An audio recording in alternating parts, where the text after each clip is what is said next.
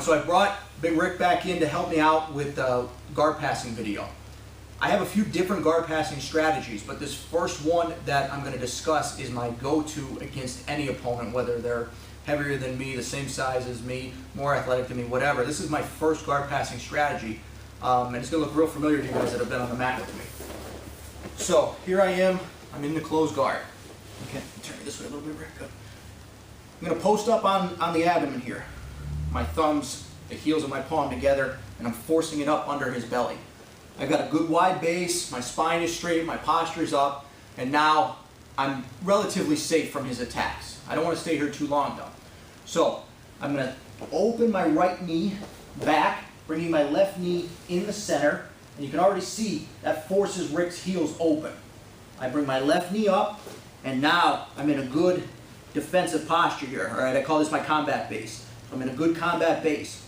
My knee is inside of my arm. It's a very important detail. Because right now, if Rick tries to triangle me and grab my arm and pull it through, my knee is going to be in the way. He's not going to be able to get it in. However, if my arm were inside of my knee and now he pulls it through, I'm going to be in a little bit of trouble.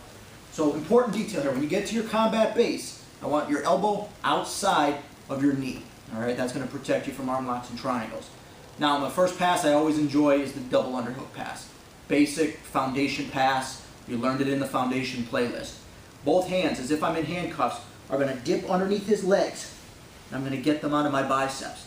Then I'm going to shrug one up onto my shoulder and connect my hands.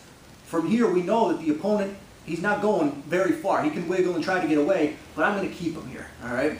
As he starts to create a little space, I'll even drop my knee to the floor. Now, I'm going to change my hand all the way across so I can hook onto his far hip, and I'll show this from another angle so you can see it. Hook onto his far hip, hook onto his knee. Now I come up on my toes and I start to push my chest forward. Right about here, I shrug my shoulder. Notice I'm not letting his feet hit the floor. That way he can't hip escape.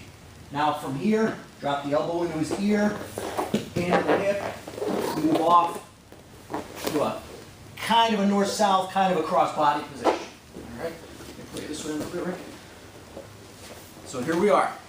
I'm going to open up the guard, right? Good posture. I'm digging up underneath his abdomen. I've got a nice wide base. My spine is strong.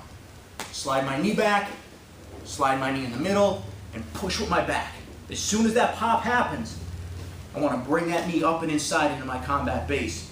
Important detail, knee on the inside of my arm here. Immediately, my hands move like they're in handcuffs.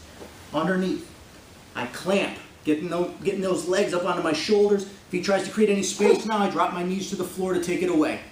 Chain my hands, pull it across to his hip. Lock onto his hip, lock onto his knee. Now my rear knee can come up and start to let me have some drive here. I'm going to push with my chest, push with my chest, push with my chest. As his calf hits my ear, I give a little shoulder shrug.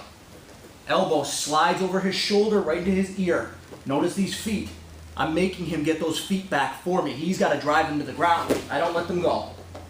I'll hold on to them as long as I possibly can to make sure he's not shrimping out of my pass.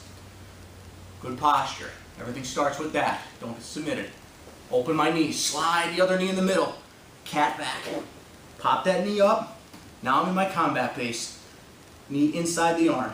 From here, hands move like they're in handcuffs. Underneath, lock them up. Chain grip here. Notice I have the knee on my shoulder. Chain my hand across. I want to grab his hip. I want to grab his knee. Now my rear leg can come up. I start to drive with my chest. As I feel him folding over my ear, helping me out with some cauliflower ear, that's when I shrug. Now my elbow goes to his ear. Look, I hold his legs as long as possible. He'll get them back himself. And I move off to this angle between north-south and crossbody. This is a nice angle to settle into so your opponent can't shrimp away from you very easily. All right, so that's part one of this guard passing strategy. We're going to get into part two in just a second.